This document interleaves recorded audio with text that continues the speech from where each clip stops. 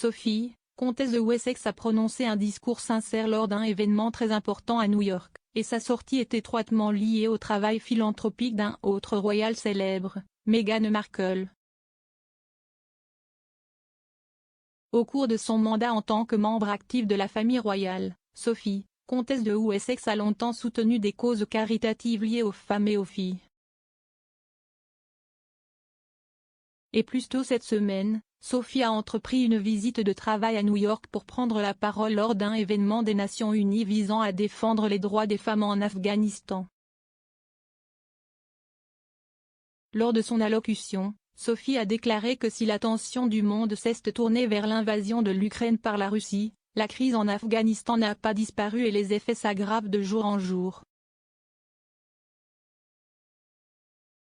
Elle a ajouté: « Les talibans voudraient nous faire croire qu'ils permettent aux citoyens de vaquer à leurs activités normales.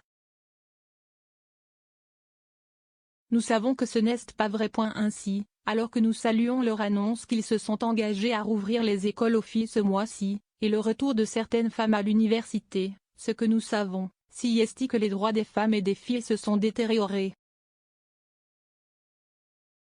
Les droits des femmes et l'égalité sont au cœur de l'agenda de Sophie, et elle s'est publiquement engagée à soutenir le travail du Royaume-Uni en faveur des victimes de viols, de violences sexuelles et d'exploitation pendant la guerre en 2019. Sophie a également œuvré pour la promotion des femmes à travers le Women Network Forum, qu'elle a fondé en 2014 pour favoriser l'équilibre entre les femmes et les hommes au travail. La participation de Sophie à un événement de l'ONU cette semaine établit des comparaisons avec le travail caritatif de Meghan Markle, la duchesse de Sussex, de plusieurs façons. Meghan a beaucoup travaillé avec l'ONU, avant et après avoir rejoint la famille royale en 2018. Et comme Sophie, Meghan défend depuis longtemps les droits des femmes dans son travail philanthropique. En 2014, Meghan a été nommée défenseur d'ONU Femmes pour la participation politique et le leadership. S'exprimant lors d'un événement de l'ONU en 2015, Meghan a déclaré: « Les femmes ont besoin d'un siège à la table, elles ont besoin d'une invitation pour s'y asseoir et dans certains cas, lorsque ce n'est pas disponible, eh bien vous savez quoi, alors elles doivent créer leur propre table. » La visite de la comtesse de Wessex dans la Grosse Pomme cette semaine établit également des parallèles avec le court voyage de Meghan à New York l'année dernière avec le prince Harry.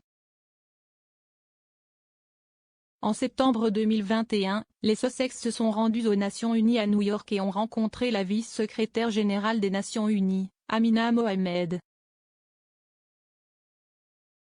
Sophie termine ses fonctions royales à New York pendant 4 jours cette semaine, mais son emploi du temps royal restera chargé au cours des prochaines semaines alors qu'elle se prépare pour une tournée royale à l'étranger.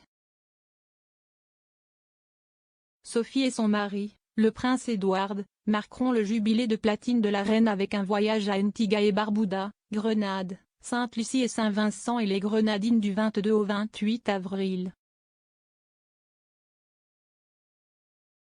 La tournée des Wessex peut être considérée comme une preuve de leur profil renforcé au sein de la famille royale ces dernières années, car Edward et Sophie ont apparemment intensifié leur rôle public pendant la pandémie.